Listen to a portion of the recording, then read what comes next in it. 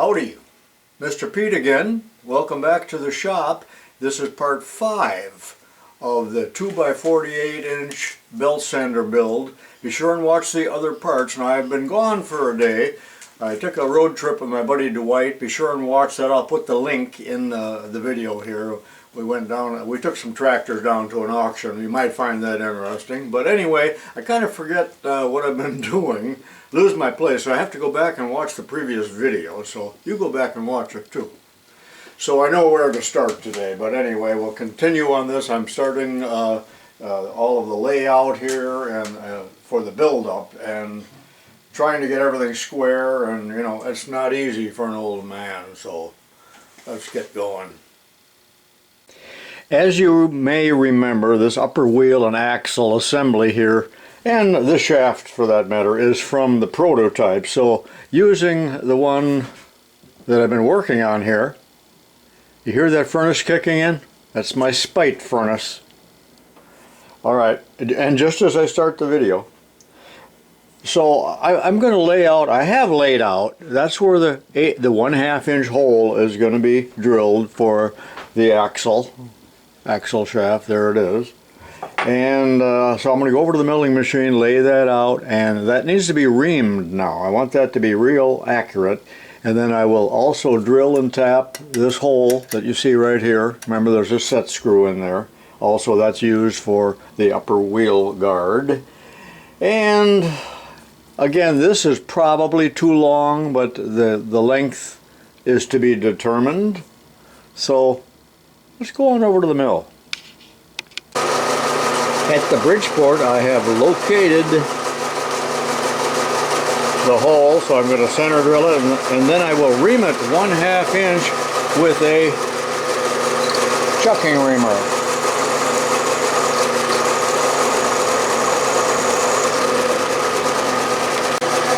And 1/4 inch.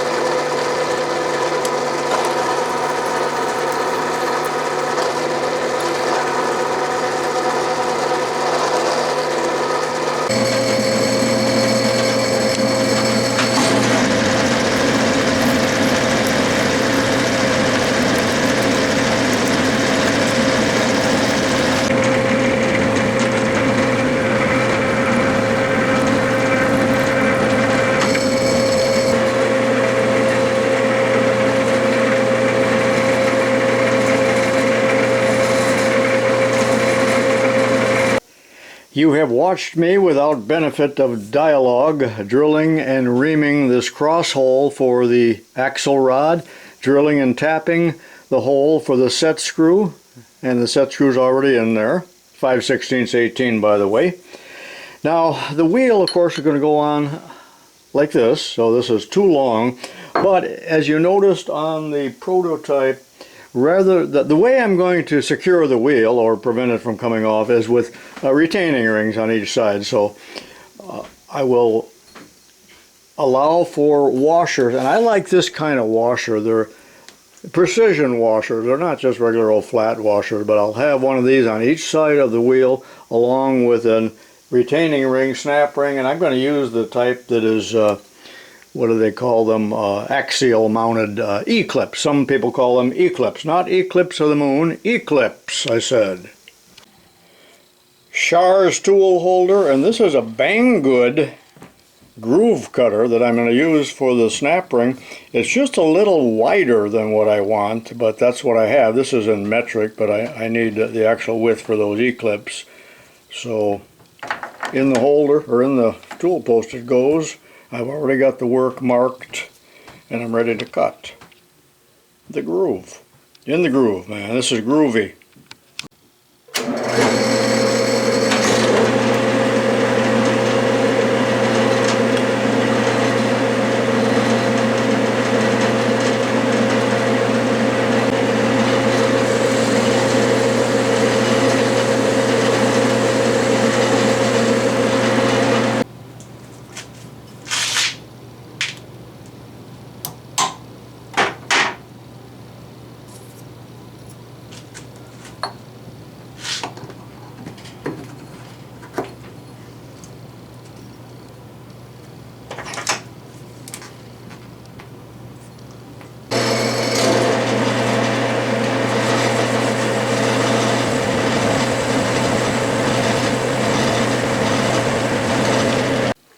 Alright, the axle is about done. Now, did you notice when I cut this groove that the tool was just rubbing? Well, I was a little bit above center. When I lowered it, of course, then it dug in and did quite nicely.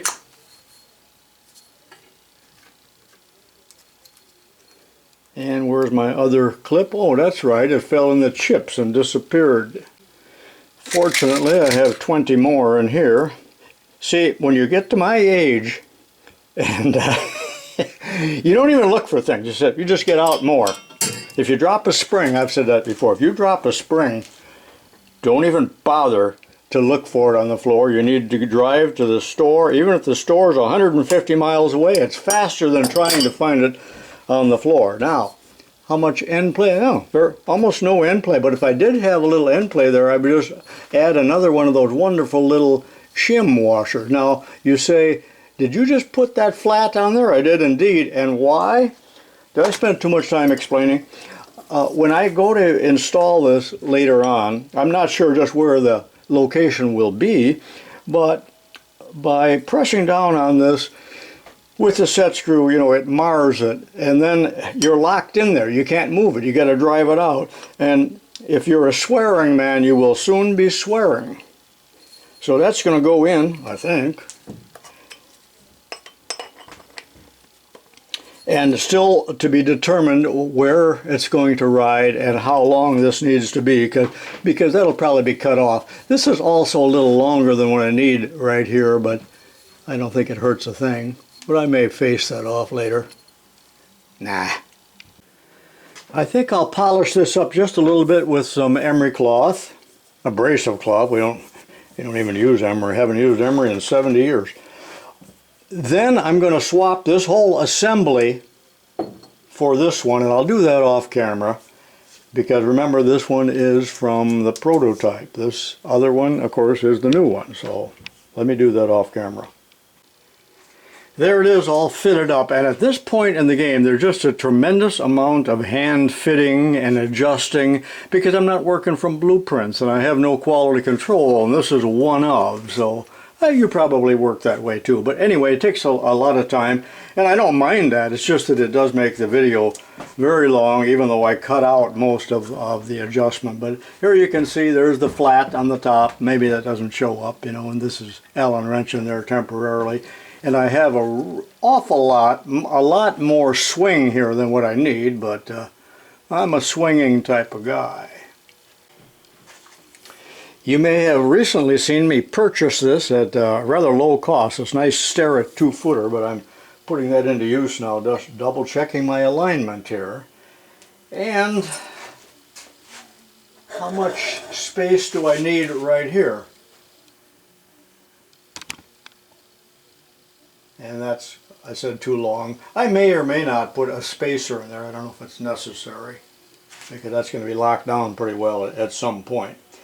Alright, now I've got this semi-located, but I made changes from the prototype. Quite a few changes. Let me show you what they are, and then I'll talk about squaring everything up and aligning it. And the problem here is I'm working from a wooden table that's only semi-accurate, but let's not pretend that an abrasive machine is a precision machine, so it's gonna be good enough for who it's for.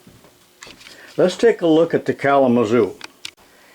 On my prototype, I have the post or the pipe on this side of the plate. Notice that Kalamazoo has it on the other side, and they're, rather than machine it, they have flattened the tubing, but that would have been done on a big press brake. And this is a little bit bigger than mine, this tubing here, but I decided that I wanted to put my post on the other side as well, so there wasn't so much of that axle shaft sticking out. Let me show you that. I was forced to flatten the other side of this tubing. By flatten I mean mill it, no big deal. So I'm on the other side of the plate. I'm clamped up here temporarily with a C-clamp. This is most awkward because everything wants to swing on me, and I'm working alone. I need to get my wife down here to help me. This C-clamp, this drill press vise is clamped on there simply because that helps me square it up. So this is acting as a square, not as a clamp. So what I'm endeavoring to do here is to locate the post. and decide where to drill these two holes. One is down here by my finger, the other is under the C-clamp swivel right now. But I'm trying to do several things here at one time. Let me show you what they are. Using this 2-foot square here, Brown and Sharp, and now it's not even long enough at 2 foot because I've elevated this by 2 inches on the turntable here, but I brought this up against the lower wheel and it doesn't quite reach here, but I'll show you how I'm going to get around that in a second. But I want these two wheels to be in alignment with that straight edge. Also, I need to align them, well, I already showed you, in the other direction, like this. That's already pretty well done. And if I'm not careful, even though I have done just what I said and done it properly, that doesn't mean that the post here is truly vertical. Now, level is about worthless, you know that. But I do want this to be plumb. But if it's a little off, it doesn't really hurt either. And then ultimately what I want to do then is to transfer punch this hole, get one bolt in there, and then I can double check everything and drill and install the upper bolt. Now the problem with this kind of square, and I have you see what I mean? The problem with this kind of square is they're very wobbly and unwieldy with a long rule like that. And Brian Block was using one the other day, a Starrett, and I do have a Starrett. This just happens to be the Brown and Sharp that I'm using with the 2-footer. Anyway, I don't want to use that, even though it's extremely accurate. So I made up with an angle plate here. I know it's crude as can be, but there's about a 4.5-inch angle plate, and it's just a piece of angle iron on there, clamped on, and that is now essentially my square for checking it both in this direction.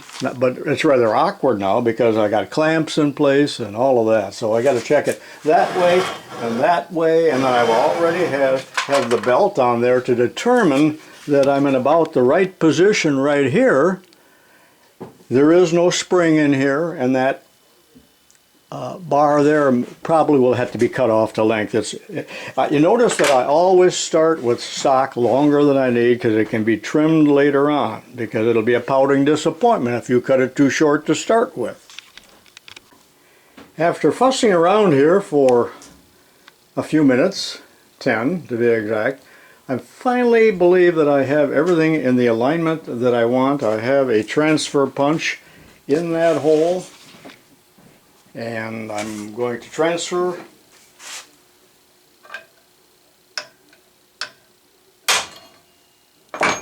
Now I will disassemble the whole thing because I have to take this plate off. I'm not going to just take a hand drill and drill through there because I never can get a straight hole with a hand drill. So I'm going to do it the long way by taking it off and then taking it over to the drill press, and I'll get a bolt in there, and I'll be back in 15 minutes. Wow, does it make a difference having one lousy bolt in there to hold things in place rather than a series of clamps around round stock and all that nightmare. So I've got it pretty well aligned with right here and here, and then in the other direction, well, I've already done that, but I think I'll show you anyway with a big old Brown and Sharp square.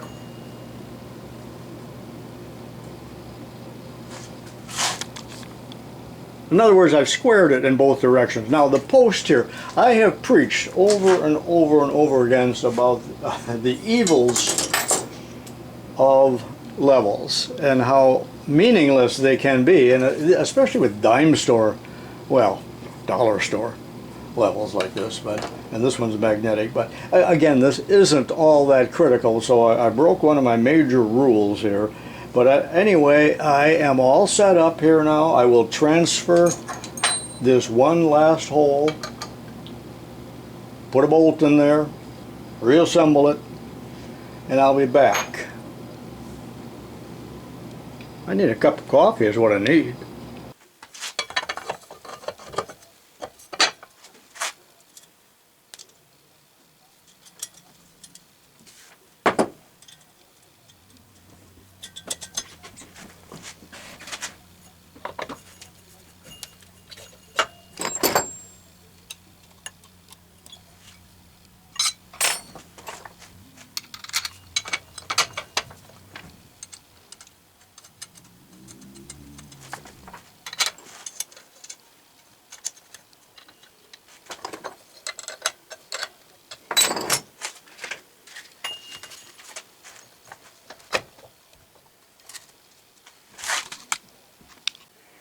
I'm not too far from taking it for a test run, but what I want to do now is to take this post out. Boy, this thing is heavy. I want to take the post out, determine how long of a spring I need in here, what the tension needs to be, and possibly cut this off. So let me experiment with that just a little bit. I had trouble finding springs, compression springs, that are about the right tension and the right diameter, right length and all of that, although the length can be changed. So I mentioned this to my buddy Rob, who lives locally here and works at one of the farm stores. He said, well, let me see what we got in the junk pile. So he came back in a couple days with all different lengths of springs. I thought he was going to bring valve springs, but apparently they're too stiff and are not suitable. He said these came out of a clutch, some kind of clutch on lawn mowers or riding mowers or something like that, but they will fit in there, and there's two of them. I may need one or I may need two, I don't know. But looking at the post here,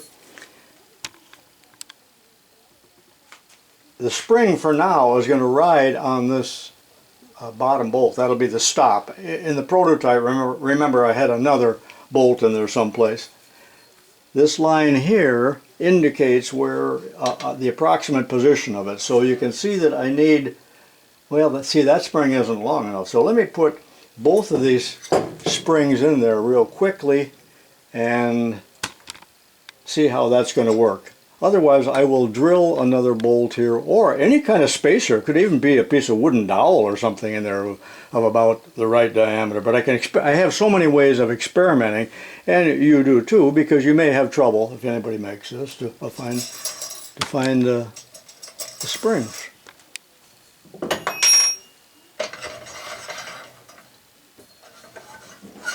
Well, you know, that may do it. Now look, I'm looking at that line. That may do it. Thank you, Rob.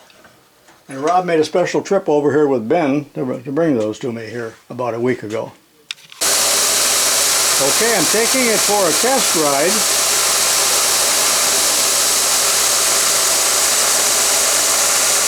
I have to work a little bit on the tracking. Watch the top wheel.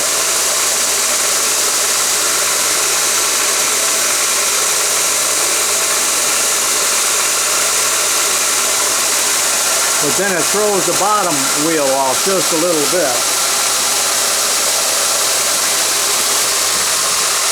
So what I need to do, of course, is check, well, various things, but I'm going to move the wheels in and out to make sure they're aligned, and anyway, I'll play with that off camera. But I want to show you something here that I just observed. Watch this plate as I squeeze the belt. There is flexing. I wish I would have made this out a 1/4 inch. Also, I wish, boy, you can wish your life away too.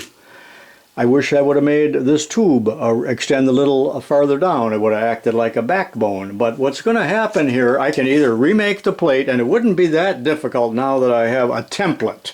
I could just transfer all the holes. However, see, that would throw this distance off. Well, anyway, I could do it, but once I mount the platen, remember what the platen is, that's going to mount on here, and that, I believe, will help stiffen it up. In other words, it's a piece of angle iron on here that will stiffen it up. So I'm not going to worry about that for now. Now, another comment I want to just say, I was talking about Rob and Ben. Rob and Ben were at my meet and greet, as were my neighbor. And I think other than, you know, one, maybe two other local people, these are local people. I had 250 people there almost, but virtually nobody local. My daughter called the newspaper the day after to cover it, and they weren't interested. And this validates a point that I have made many, many times, and I'm trying to say this with a degree of humility. The definition of an expert is somebody that's at least 50 miles from home. Rim shot, please. Well, that completes this video. But what I'm going to do before I start the next video, and this, I'm going to call this the assembly, is mount the switch probably someplace over here. I think I'll extend these bolts out and put a little bracket in and use this toggle switch. And I thought, when I was in bed, I was thinking, I can't use that wimpy little toggle switch. This is a 1.5 horsepower motor. There's no way, and I think it's about 14 amps. But looking at this, and this is an old switch, old stock, but it's a 50 amp, so I believe it's going to do quite nicely, although I wish it was a double throw. It's a single throw. But that will be done off camera and ready for the next one, possibly a few other little things too, and then I'll get into the platen and some other finishing touches on this before we go into the final video, which will be all of the guards. So for now, this is tubalcain saying so long, and I'll see you in the next part, I hope, which will be part 6.